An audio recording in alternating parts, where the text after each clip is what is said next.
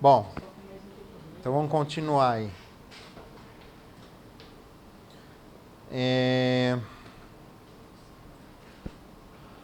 O que a gente tem aqui? Aqui é o repositório, certo? Implementando o repositório, eu tenho uma classe abstrata repositório, que trabalha com T-entity também, ou seja, genérico. Ok? E eu tenho, olha que interessante, um método chamado mapear. Esse método ele não é abstrato. E a implementação dele é feita aqui. Ah, mas como é que eu vou fazer a implementação dele aqui se ele é genérico? Como é que eu vou fazer um mapeamento de entidade, de objeto e relacionamento, de OR, né? Como é que eu vou mapear o cara do banco com o cara do negócio se é genérico? Eu preciso saber os nomes. Bom, isso aqui é um truque que a gente usou e deu muito certo, cara. A gente faz esse mapeamento usando reflection.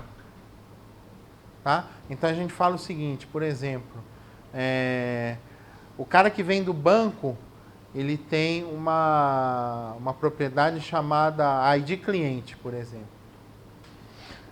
Aí o que eu faço? Eu olho no meu objeto, no meu modelo, na minha entidade, através de reflection, porque eu não sei qual é o tipo dele. Então eu tenho que olhar através de reflection. Eu pego o tipo que veio e abro ele através de reflection. Aí eu olho ele e falo o seguinte, bom, o cara que veio, ele tem alguma das propriedades dele está decorada com um column name, alguma coisa? Sim, está. Esse column name tem o nome dessa coluna? Aí ele vê todos os column names que ele acha. Não, não achei. Tem alguma propriedade sem column name que tem o nome dessa coluna? Ah, tem essa aqui, ó, ID cliente. Ah, então o valor desse cara vai passar para o ID cliente. E assim a gente consegue fazer um mapeamento de todas as entidades que existem no sistema com todas as tabelas que existem no banco de dados. Ele diminui um pouquinho. Não é muito, não. Quando eu implementei a primeira vez, eu achei que a diferença ia ser absurda, mas não é tão grande, não. Trabalhar, por exemplo, com 100 mil registros? É tranquilo. 100 mil registros é tranquilo. Se tiver na casa dos milhões, se fossem 100 milhões, aí sim ia dar uma diferença. O problema é isso daí, né? Você saber mensurar quando você trabalha com pedido e tal, você saber mensurar a quanto ele vai chegar, né? 1 milhão, né? Esse é o problema. Quando você trabalha com pedido. Então, isso aí.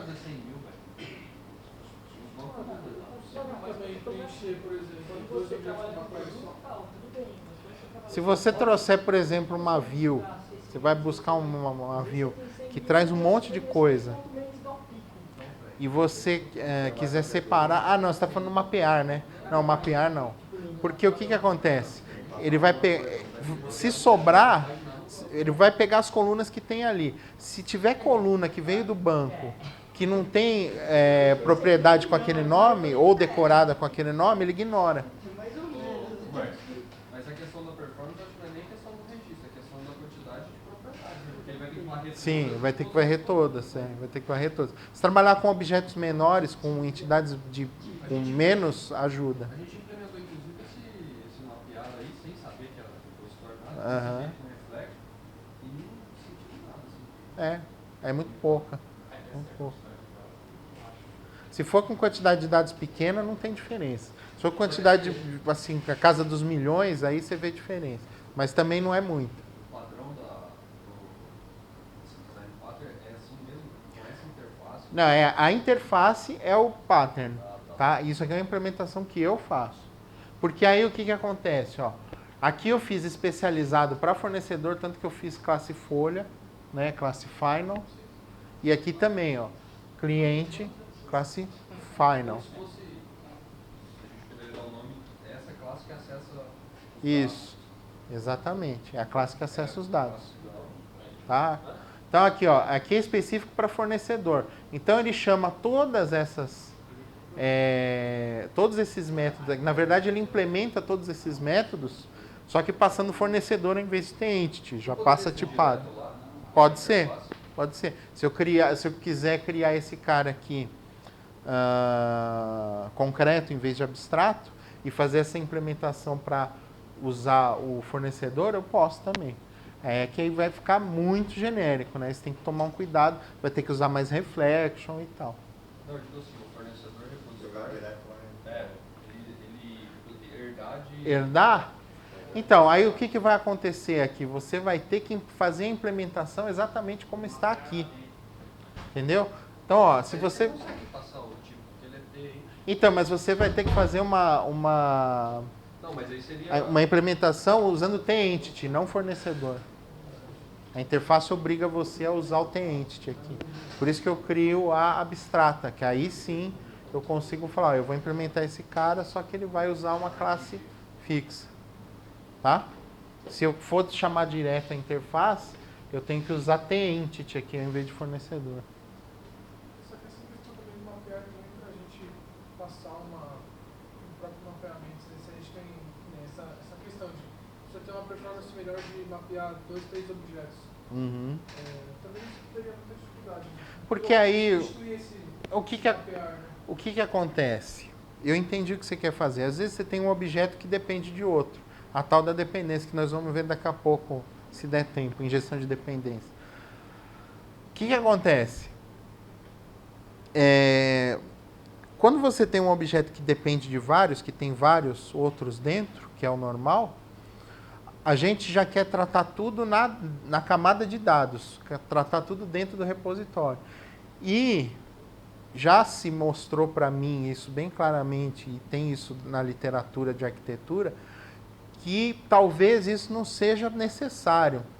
Se você pegar a classe de acesso a dados, as classes de acesso a dados, para preencher só o que é referente ao objeto em si, e usar a classe de negócios para fazer as amarrações, então, por exemplo, eu tenho uma classe carro, uma classe automóvel. Aí a classe automóvel ela tem a coleção de rodas, tem o motor, tem o chassi e tem uma coleção de bancos, né? Aí tem o número do chassi e tal, não sei o que, os caras que são intrínsecos do carro, né? Documento do carro, placa do carro, Renavan. Então, se eu for no banco e pegar, eu quero o carro ID tal, beleza, então o ID do carro é tal, a placa do carro é tal, a cor é tal, o modelo é tal, o ano é tal, o Renavan é tal, o número do chassi é tal, beleza, trouxe ele. Mas o carro está sem roda, o carro está sem banco, sem motor, porque isso aí eu vou preencher na classe de negócio. Então é na classe de negócio que vai orquestrar as chamadas aos dados, entendeu? Então eu chamo ele tá meio pelado, tá com os dados dele, mas está sem os objetos dentro. Aí, que é o papel da factory. É isso que o padrão factory faz. Ele pega objetos complexos e orquestra as chamadas para os dados. Entendeu? Então aí, beleza. Eu vou fazer então... já tenho o objeto. Agora vamos ver. Eu preciso colocar as rodas. Então eu preciso pegar as rodas desse carro. Então eu vou no rodas, passando o ID do carro. Eu quero as rodas desse carro. Ele traz, você preenche, coloca no carro. Eu quero o motor desse carro. Você vai no motor... Roda para pegar, você teria que ter mais um lá, que se você implementar só aqueles, ia pegar pelo ID da roda, né? Você teria que ter mais um. Isso. Aí sim, aí depende da tua implementação. Ou você pode chamar, que é o que é legal fazer, chamar a camada de negócio da roda e aí abstrair. Aí fala, agora a roda tem que ter um método que traz por ID do carro. Tem que estar a lista de rodas por ID do carro. Aí fica uma implementação entre a classe de negócio da roda e a classe de dados da roda. Aí como você vai fazer, você pode usar Lambda, você pode usar Procedure, e aí já é outros 500. Mas aí vem uma implementação aqui, né? É uma implementação especializada. Certo? E aí você vai construindo o modelo que é o padrão Factory que usa aí. Eu acho que o Factory não está na lista, mas se não tiver eu vou colocar, porque é importante. Essa questão assim, é que eu acho assim, eu vejo um problema nisso de você, por exemplo, cada vez que se for chamar uma coisa diferente, ele vai ter que fazer um select mais bom. Uhum. Hoje a gente utiliza mais parecido com isso daí. Esse método mapeado a gente faz na mão para não ter esse problema. Uhum. Entendeu? Muita gente faz isso. Faz a chamada ao banco e traz uma view. Ou traz uma procedure com tudo que você precisa. Muita gente já faz isso.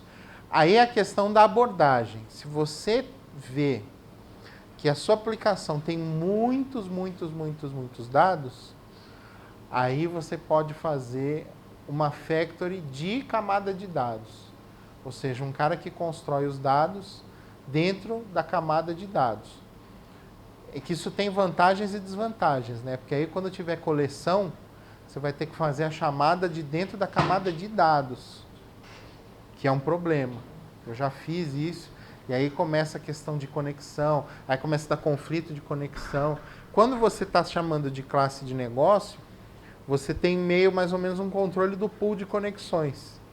Quando você está abrindo direto de um contexto, às vezes ele pode querer usar a mesma conexão. Entendeu? Então, é meio complicado. Você tem que ver se para o teu negócio, para a tua solução, funciona.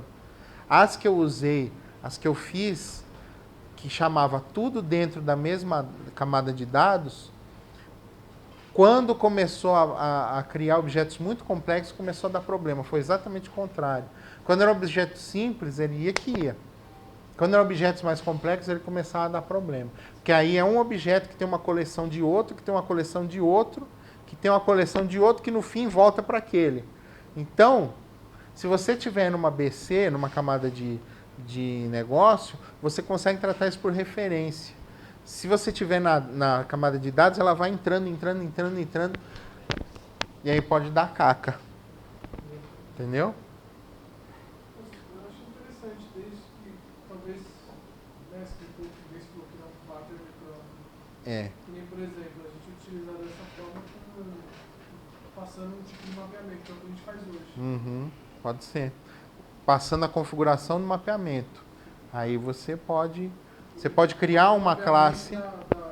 Você pode criar uma classe de definição que vai definir como é que você vai mapear o cara.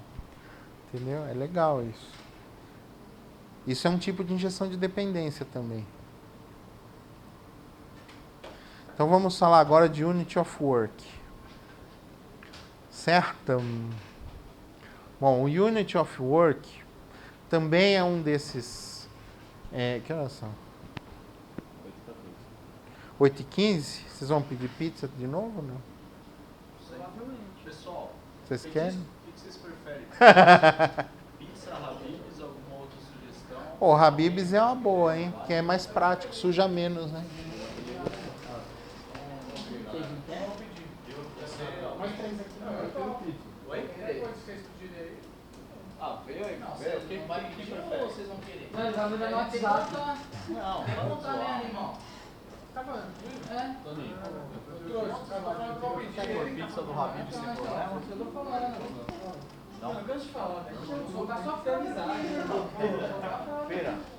Escuta a voz da experiência aí, galera. Não, beleza o quê? Pizza, Habib's? Beleza, da hora. Não, Marcelo, tem que ser pra mim, Escuta nosso patriarca. Eu, assim, acho que pela praticidade, esfirra é melhor. Que acho que suja menos, tal. Acho que é menos treta do que pizza. E da última vez a gente pediu pizza, então se desse a pedir esfirra, acho legal. Vou pedir, eu também. 9. Marcel, cadê? Quem não vai pedir? Vocês não vão pedir? Eu vou fazer o seguinte, eu vou parar essa gravação aqui. Não, não é isso. É porque aí ficam arquivos pequenininhos.